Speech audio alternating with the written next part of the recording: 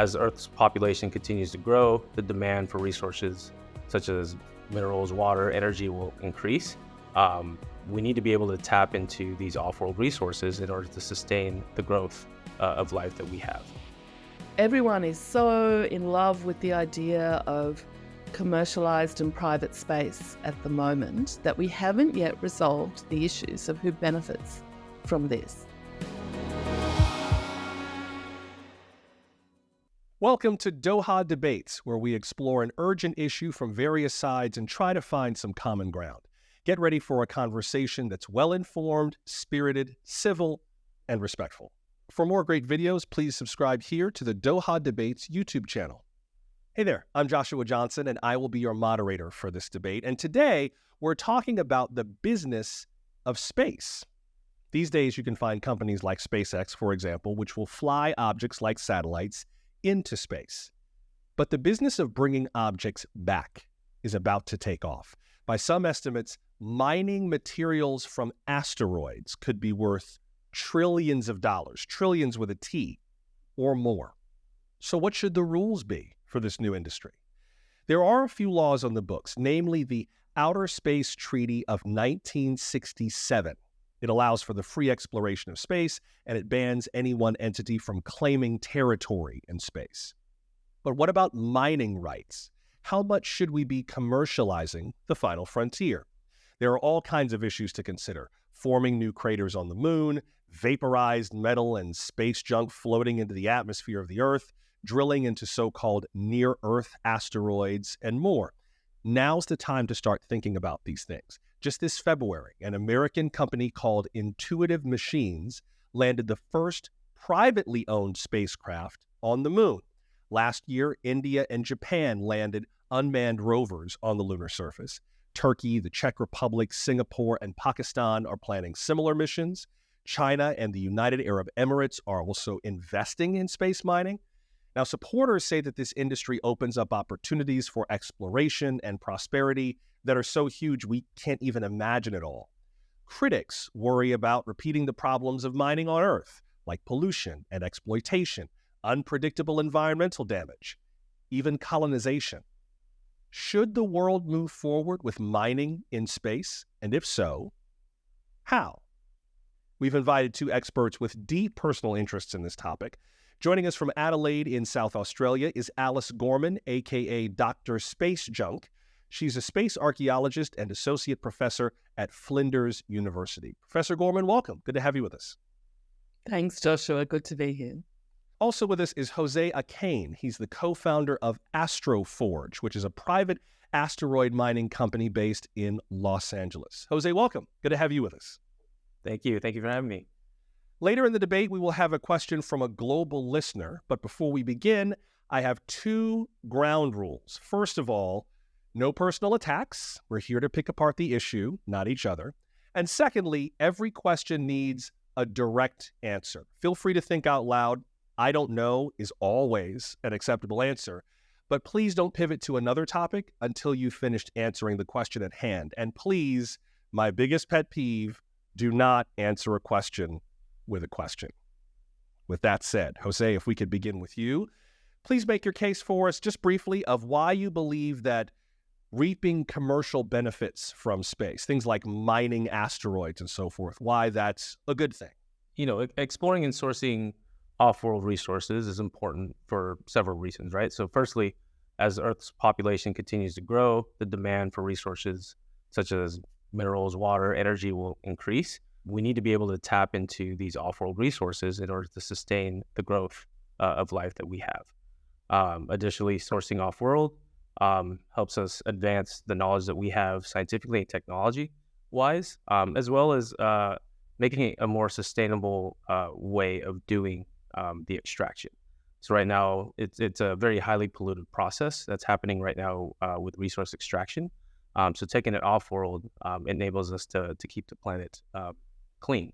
What might we find in space that we can't find here on Earth? Sure. There's a whole multitude of minerals. So there's water, there's minerals, there's metals such as iron, nickel, cobalt, platinum group metals, precious metals, primarily, those are the things that AstroForge in particular are going after. Water and ice are definitely a case that NASA is going after right now, because as we plan to have lunar bases or colonies in space, we need to be able to sustain having fuel and water for life out there. Alice, you've expressed a number of concerns about what commercialization of space exploration could mean. Lay out maybe your one or two biggest concerns. Well, before doing that, I might contextualize my concerns by talking about my previous career. I'm an academic now, but I actually used to be a cultural heritage consultant working in mining industry on Earth. So I'd be part of large environmental impact study teams and out in the field putting together all of that information to assess the impacts. And I'll also say that I actually love mining technology. Like I love a diamond drill bit and seeing all of that stuff in action. But I have also seen what happens to terrestrial environments when mining takes place on Earth. And I guess one of my biggest concerns is that historically the space community does not have a well-developed idea of what the space environment is. It tends to be narrowed down to what resources are available, and sustainability tends to be sort of focused on whether there'll be enough of those resources for people in the future to use. And there's a real sense that because nothing that we know of is alive in these environments, we have no moral responsibility towards protecting their integrity. And I think this is a really big problem. I also think everyone is so in love with the idea of commercialized and private space at the moment that we haven't yet resolved the issues of who benefits from this. So ultimately, a company is not going to be looking to do this for completely altruistic reasons. They will have investors who will be expecting some kind of return on investment. And we're going about this in a very sort of hyper-capitalist way. And if space really is for all humanity, as the Outer Space Treaty says, we're choosing one little kind of really narrow cultural moment to then apply that to all of space. So that worries me. I want to pick up on, Alice, what you said about a moral compass and the way that we approach this going forward. Jose, paint me a picture of the moral compass that you believe that your industry should use as it thinks this through, particularly if you have a vision for what the ideal future might look like. If this kind of mining bursts into full flower and expands the way that it looks like it could expand, what are some of the moral standards, values, boundaries that you think should be in place? As far as a moral compass, I think for me personally, what I think this looks like is making sure that whatever you are going after, you make sure that it does benefit humanity, right? Like what are you doing and why are you doing it? And for us here at AstroForge, that's exactly what we're doing. There is no single vendor that we're selling to in order to reap these benefits. We're selling to the global economy so that everyone benefits from this and not just the US, for example, right? Like everyone should be benefiting from this and not just us. Before I go any further, Jose, I forgot to ask you to just clarify a bit more about exactly what AstroForge does. Are you actually preparing to build the vehicles that go into space? Do you build the tools, the drill bits that Alice loves so much? Like, what exactly is your company's role in mining and space exploration? Yeah, I mean, you can say we are building the drill bits, but we, in general, we're building the vehicles to go out to near-Earth asteroids and extract platinum group metals from metallic asteroids in particular, and bring them back to Earth for use here. So we're not targeting an economy in space right now, and mainly because that infrastructure doesn't exist, right? So if we demonstrate this technology and we have metal to bring back, I don't know who to bring them back to. I don't know where I can sell them to in space because it just doesn't exist now. I do know that we do have a supply issue for the material that we're going after here on Earth.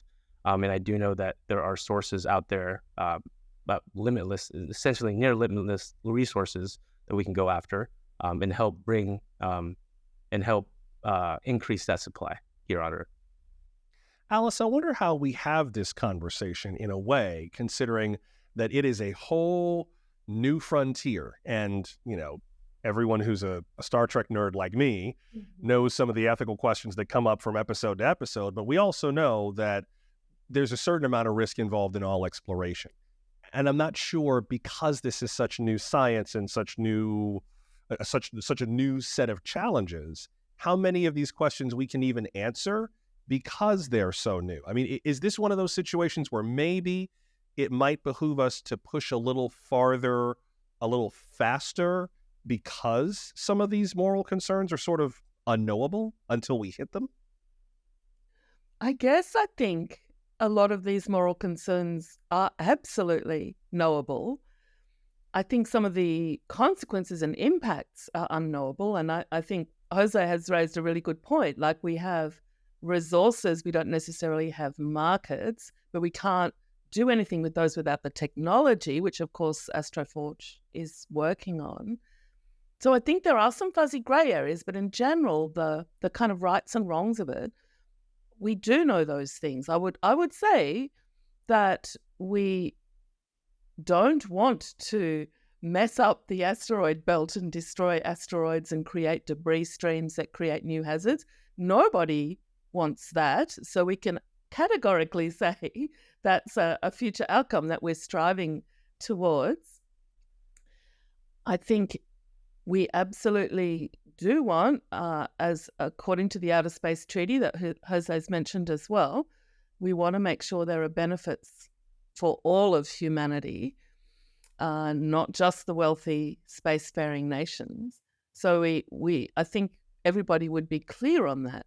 I think the mechanisms to do that well are not fully worked out. And I would say there will be one of the things that's moving really fast, I guess this is something else I think about and worry about. We've kind of had a stable cultural understanding and interaction with space for some time. A whole flurry of stuff around Apollo 11 missions to the moon. Nothing happens for a long while, and now everything is happening again really quickly. So this meanings of things are changing really quickly. There's like I can't think how to describe it. There's a big ball of little balls moving around, and some will fall out, and those will be the kinds of values that we have going forward. And that shouldn't be random. That should be very carefully considered and thought out. And I guess I'll say, I don't know what Jose will think of this, I think there's a lot of people in the international space community who just haven't really started to think about this enough yet. Let me bring in our global listener who's been paying attention to this conversation and has a question to share. Jenna is joining us from Doha. She's a student and an ambassador for Doha Debates and is interested in all things intergalactic as evinced by the NASA sweatshirt. Jenna, welcome. What's on your mind? Well, hi, everyone. I want to think about what Jose was talking about, that a lot of companies only oppose regulation when it affects innovation. And I would disagree with that.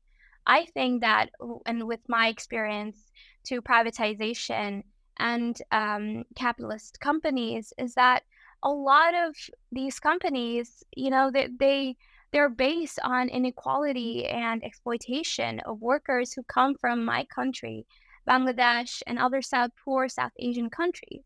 So when I think of space, I love the idea of research. I love the idea that, science doesn't have to worry about money or funding from government, but I find it very scary to think about all these different private companies in space, because space is not just like, you're not just working in one country. It's not like that anymore, right? Space is something that's all around every country in the world, right? So if a private company goes up there and creates a kind of catastrophe, it's not just the US that's suffering. It's also every single country in the rest of the world who have not really had a voice or consent to what these private companies are being allowed to go out there and doing. And then there is this issue where space throughout history has been weaponized by different countries, right? Like, as much space is about science and technology, it is also about politics. I mean, Right. take the Cold War, for example, right? I wonder, because all these companies that we've talked about so far in the podcast, um, like, uh, AstroForge, like SpaceX, all of these are U.S.-based companies who are global superpowers who, like, we can say we trust somewhat, right? Right. But what if it was a Russian private companies who are leading this space mining operation? Would we be as comfortable with this conversation with going forward? What if it was Chinese companies that were right now mining asteroids? Would we be as comfortable? Jose, let me let you respond to what Jenna is saying, and then Alice, I'll give you a chance to chime in. Jose, go ahead. Yeah, I think it's all about the ethics at that point, right? So let me talk about specifically asteroid mining. AstroForge is just one company out of a handful of companies going after them. There's a few in the U.S., there's a few in the U.K., there are some in the Middle East, and definitely some in China. I don't know who the global leader is, right? I would like to say AstroForge is the global leader. I don't know that because not everyone publishes their information publicly in the media for me to look at what the current roadmap is, what they have done. For all I know, China could already have done this. And just not publishing it, and not following the regulations, and again, this brings me back to who is enforcing the regulations. We do not have an infrastructure right now to do that, so I don't know of a good way to impose these ethical implications that you're talking about. It's a very scary world because, as far as I know, China could already be doing this now. And we don't know because the infrastructure is not there to regulate this. So I mean, get that. That's really, that's all I have to say about that point. Alice? Well, two things strike me. One is that there are so many people excluded from the dialogues and the structures and the decision-making powers about what happens in space. It's very dominated by certain narrow classes of people, and women often don't get a look in at all. So I think we need to be really conscious of who's making the decisions and who has access to those structures. But thinking about what Jose just said as well, so in the Moon Agreement of 1979, there is a provision made for when lunar mining becomes feasible, that an international organization should be set up to oversee that. And this could potentially apply to other celestial bodies that aren't the moon. And this kind of idea has been also raised and discussed by the Hague Working Group on regulation for activities in space and a couple of other organizations. And I think this is something we need right now. It's not a popular idea, but the idea of an international committee organization or something that basically kind of takes oversight of all of this stuff. Who can say, this is a good idea, let's run with that. This one isn't, let's not do that. Who can get all of those opinions. And I think it's time for that sort of thing to happen. I think this is something we really need. Jose, what are you about to think? I was going to say, I love that idea in theory.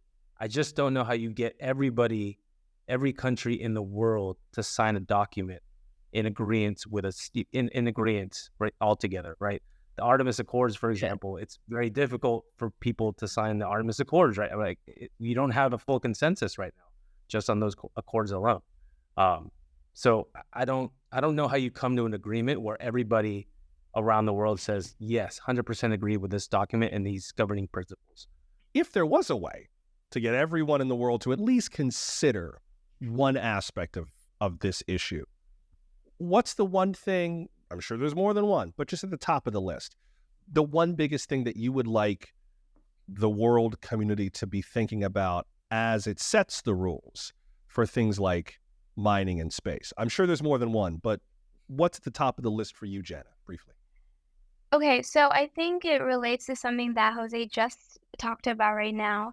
I'm not too worried about governmental institutions like NASA and, Japan Space Agency or, the Indian Space Agency doing space mining, because all of those records are public and they're transparent. And I think that's one thing, if I had to choose any, would be this, especially for private space companies, is they're required to publish all information. Because right now it is very, very opaque. Nobody knows what they're doing, what country is doing what. I mean, so this kind of lack of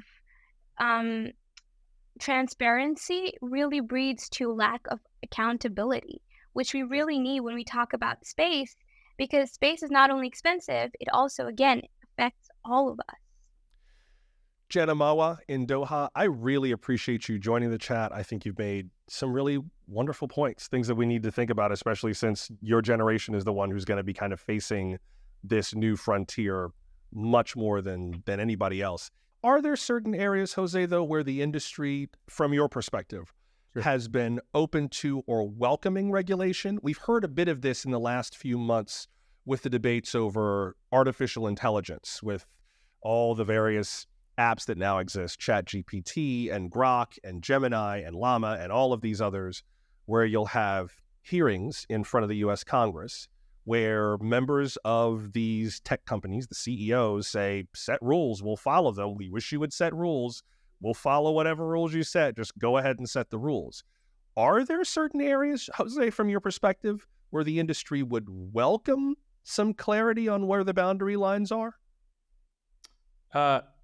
Yes, because then they can design an account and plan for that. So I think every industry is absolutely welcoming of these regulations. I think the pushback on regulations is if it stifles innovation, right? So there's a balance you have to reach, where you don't want to impose such regulations that it's impossible to do anything, but you do want to impose regulations so you can design an account for that, and build towards that. So you're making sure that you're not, stepping on anybody's toes, for example.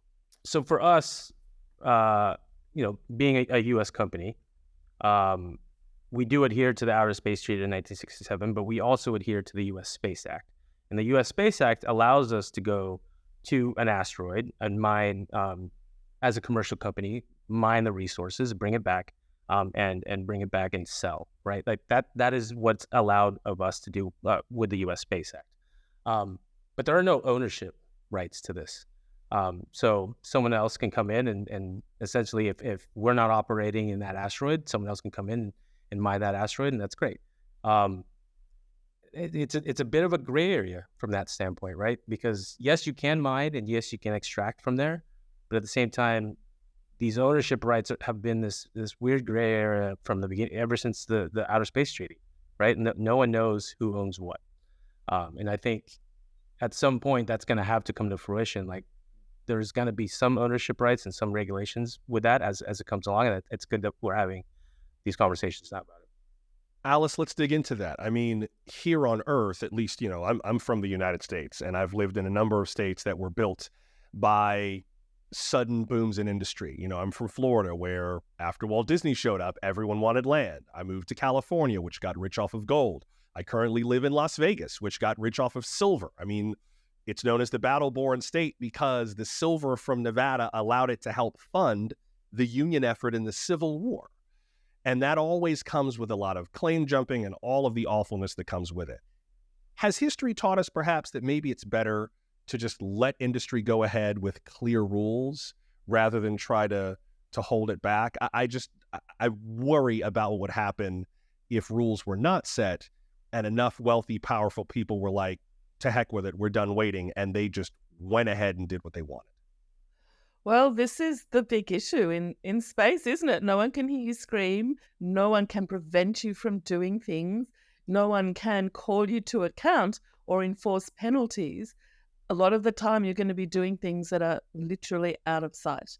So we're going to be relying on private companies to be accountable to governments and to the public about what they're doing. So I think that's an important part of it. I suppose I'm a big fan of regulation. Like, the mining industry in most countries on Earth is very heavily regulated, and somehow they still manage to go ahead and keep the industry going and supply the minerals that they're selling and have some innovation happening along the way. And fortunately, a lot of innovation that's happening in terrestrial mining right now is about how to better use those resources. So to go back to the tailings from an old mine and extract the minerals that are still there and were discarded. So those are technologies that I think are fantastic that we should be encouraging. In space, we're looking to a whole lot of different kinds of terrestrial legislation as analogies. And these are often laws around the Antarctic, the deep sea, all of that. One place that I think has not yet been properly explored is analogies with mining legislation on Earth. And a lot of those are very clear about what can be done and what can't be done, about what responsibilities are to the environment and to communities. And just because no people are living in space right now or in the asteroid belt doesn't mean there aren't communities on Earth who have some kind of connection or who are stakeholders in some way. So I think we should actually be looking to some of those pieces of legislation which set up systems to exploit resources that are not based on ownership or sovereignty. I think there's a lot we could learn from that. I think the biggest thing about regulation is how do you enforce it in space? That is the number one point, is we don't have infrastructure to enforce this at all. So great, we can set up these regulations. That's great for companies to adhere to and launch a vehicle up there. But the continuous operations in space, there is no infrastructure, and no one's really even talking about how to regulate that in space, right? It's all based on the honor system. I'm going to deliver you data to show that I'm only going to be there for 5 years, or I can deorbit in 25 years, or I'm not going to create debris. Here's my analysis for that. But that doesn't, no one's sitting next to me saying, okay, great, now your time is up, get out of there, right? I mean, you, as I understand, are born in the Philippines. They were colonized by the Spanish, the Americans, the Japanese. I mean, we've seen what happens when people with enough power and enough influence and not enough people looking over their shoulders are put on the honor system. Why would we do that again? As humans, we take information and we process it and we learn from it. And to me, that's the only thing we can do, right? So we take what's happened in the past and make sure that we can move forward and say, great, let's not do that, let's do this. I think to Alice's point, and what I was trying to make is the enforcement of these regulations is not a hindrance. It's just highlighting the fact that to truly get to a place where it's responsible, we need to have the infrastructure in place completely. And my company, for example, is just one part of that. I can't take on the entire infrastructure of asteroid mining because my company would go bankrupt in 10 seconds. But I can take on one part of it. And I'm hoping that sparks the conversations around, okay, what else? What else needs to happen? And I'm hoping another company can come up and say, great, I will take this piece on. And another company will take this piece on. And a government agency will take this on, right? So that's the hope with companies like this, is they start the conversation, they start the spark. Alice, I think the flip side to the concern about building these new industries, which I think maybe makes the mining thing feel less remote, right? It's just a new industry that needs regulation and management and so on, is that unless you regulate the industry and allow it to flourish, it's going to be the Wild West. I worked in broadcasting for more than 20 years. Radio was bananas in the United States until the Federal Radio Commission, now the Federal Communications Commission, passed the Radio Act. And then there was licensing, and radio exploded because there were rules and the industry was going to kind of do what it wanted to do anyway. That, depending on who you ask, could almost be an argument for giving the industry a little more permission, for allowing it to establish itself, to begin to stake some claims, to let legitimate actors jump in quickly, follow the regulations, figure out where the blind spots are, and get things moving. But if you slow it down, then the worst actors, the ones who will never listen to regulation, they're the ones who are going to claim jump. Maybe that's a case for moving this farther and giving the industry a little bit of leeway, at least at first. Because I think some of those people are the same ones. Like, how do we separate the pure from the damned in this concept? It's not just the pure who are going to get there early. You're right in the sense that I think some of this is going to be worked out in practice. It has to be. So we kind of don't have any other way of doing that. But when that happens on Earth, being worked out in practice often means ending up in the courts. And a lot of, mining companies are quite happy to let that be the process whereby some kind of certainty is reached. And at the end of the day, so much of this is about reducing risk. This is why I think space mining companies like Ones on Earth are interested in regulation, because it gives them something to assess and then work around the risks in doing it. But in the sense of moving faster, because we'll kind of get to that point where we know what's happening faster, I think we could end up in some really bad places. I think we could end up with precedents being set, which we're going to regret later on. And I think that the countries which have legislation like the US, Luxembourg, Japan now, there's a couple of others, which specifically say it is legitimate to sell resources extracted from a celestial body. That's a precedent that's been set. That's now kind of the common way of thinking. Jose's mentioned that it's like not completely set in stone, but for some countries, that's the way of thinking. We could easily end up with regulations that become accepted that aren't good. And we have to have some way of making that assessment before they happen. So I don't know, I guess I'm for slowing things down. And in many ways, I don't have to worry about that, because that we don't yet have the technology to actively extract any resource from an asteroid. So that in itself is going to slow things. The moon's different, but we're not focusing on the moon today. But for asteroids, it's going to be, I don't know, Jose, how long do you reckon before somebody, AstroForge perhaps, is going to be able to get a chunk of some mineral that could actually be sold on Earth? With our timeline, if everything goes perfectly, I'm going to caveat that with everything going perfectly. By the end of the decade, we'll bring back material for sale. Well, then, with that in mind, then, Jose, then paint the picture, make the case for, I hate to say the average person, because everywhere around the world, average is completely different. But make the case for people who are looking at this and who are nowhere in the class of the wealthy investors behind some of these efforts. They're not part of government. They're not part of regulatory agencies. They're not executives. They're just trying to make it through life, right? They're trying to feed their families and pay their rent and, keep roofs over their heads and stay out of trouble. Why should I put any energy into helping a company like AstroForge do any of this? This is a rich dude's game. We got problems on Earth. Why should we help you do any of this, clear the way, as opposed to just pushing this to the bottom of the legislative pile and dealing with concerns right here on terra firma? Why should we move this forward faster? Yeah, I mean, the commodities in general power what we do, right? Energy, water, minerals, resources. That's real. We need those things to sustain our way of life. Even the clean energy goals that we have, we don't have enough resources to even get to that goal. Or right now, even the terrestrial mining industry is looking for new deposits in order to meet the goals to get to clean energy.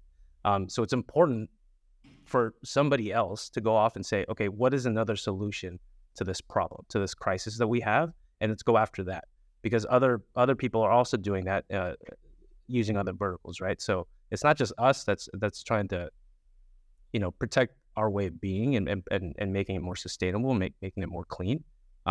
It's the mining industries as well.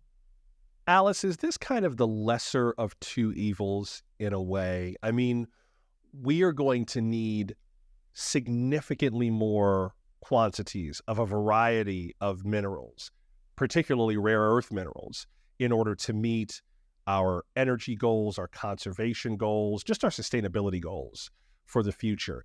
It sounds like, for better or worse, we have painted ourselves into a corner where we need resources from somewhere. And on top of that, people need to work. I think AI disrupting the whole world with automation and, redundancies and jobs becoming obsolete.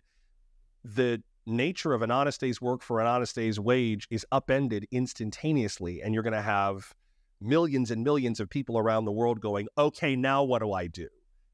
Is this kind of the lesser of the two evils in a way? Do we have to kind of grit our teeth for a little while and put up with a little bit of, let's say, ethical friction in order to just kind of get things restabilized? What we really want to aim for, though, here, I think, is the best of all of those scenarios. Like, we don't want huge populations of unemployed people who are living, a terrible existence because of poverty, although, we've already got that, so nothing changes there. We want people to have better lives, to have opportunities, all of those things. But I don't see why we can't make this happen all at once.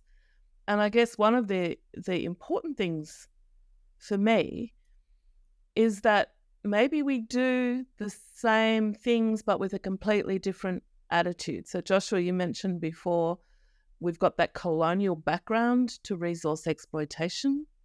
We've got that approach to the world where everything that's not human is available as a resource for us to use.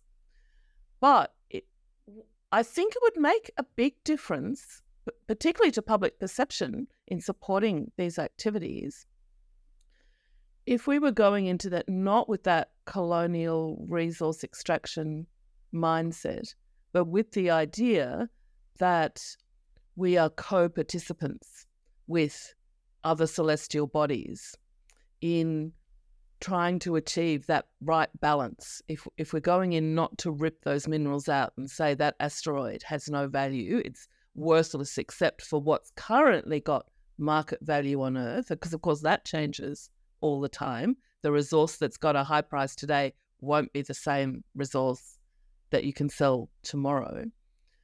So if we go in with an attitude that isn't about the rest of the non-human world is there just for us and only for us, if we go in with this spirit of we're all dependent on the same things, the same geological processes, the same celestial processes, what is our part in that, and how do we get that good outcome of distributing benefits to the people of Earth while still maintaining the integrity of these celestial bodies, I think we can avoid that period of ethical friction, which just has popped into my head, the vision of Isaac Asimov's Foundation novels, in which he sets up the foundation to reduce the likelihood of, political chaos for thousands of years in the galactic empire. So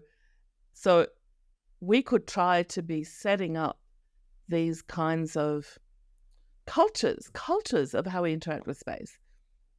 But how much confidence do you have, though, in today's world leaders to do that, particularly with people who need work now, who need economic enfranchisement right now, who, I'm sure that there are a whole lot of people who would like to take a different kind of ethical route, but, the baby in the crib is screaming for a bottle right now and the rent is due on the first date certain or we're out of a house. The time that it would take to get world leaders to coalesce, put me in a job today, help me get my bills paid today with this new thing. And then you guys can debate it however you want in, the European Parliament or in the United Nations or the US Congress or wherever. But right now, bills to pay. Give me, is there a middle way to speak to that person around the world who's I need work right now? I mean, that's a really good point. I guess if you put it like that, I don't have faith in world leaders to establish and navigate that process for us, but I also don't have faith in world leaders are not interested in giving people jobs or getting people out of poverty or making people live better lives. If they were, we wouldn't be doing this right now. So I guess my answer to that question is I have no faith in world leaders.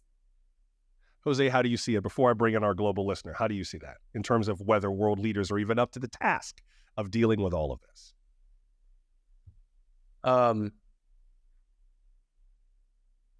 I think the way that we're structured now, I think it's an impossibility to take everyone's voice into account. What I mean by that is you have a world leader representing billions of people. And And yes, you have a structure where you have representatives from each, but again, is that the best way to navigate, to lead the new world order when we go to space, right? Like, I don't know what that is. So I don't know. Right now, I think it's inefficient. I don't think it accounts for everyone's vote or everyone's voice. So in its current state, I don't think it works. So to me, I think it's an ongoing conversation in how we actually evolve as a species as we move into space. What is that? What new world order has to happen for us to account for everyone's voice? I don't know the answer to that, unfortunately. I'd like to see if there are any other areas between the two of you, Jose and Alice, where your views overlap, where you've heard some areas of resonance. Maybe one of you maybe realized an area of agreement where you hadn't seen it before, but we always like to end with a little bit of reconciliation, as it were. Jose, what about you? Any areas that you and Alice agree on that you think are worth highlighting? I think both of us went into this.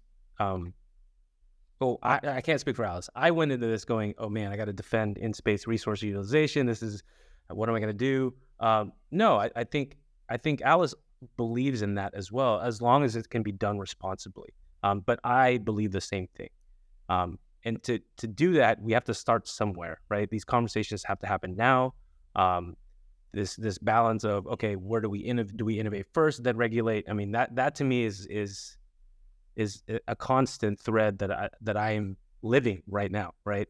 And I've seen in the past industries that I've worked in. So I think it was more a surprise that we agreed on a lot more things than I anticipated. And Alice, before we go, areas of agreement? I'd like to agree with Jose on that one. Like, to me, it's incredibly heartening. And I spend a lot of time at space events in the space community. I live and work in Australia.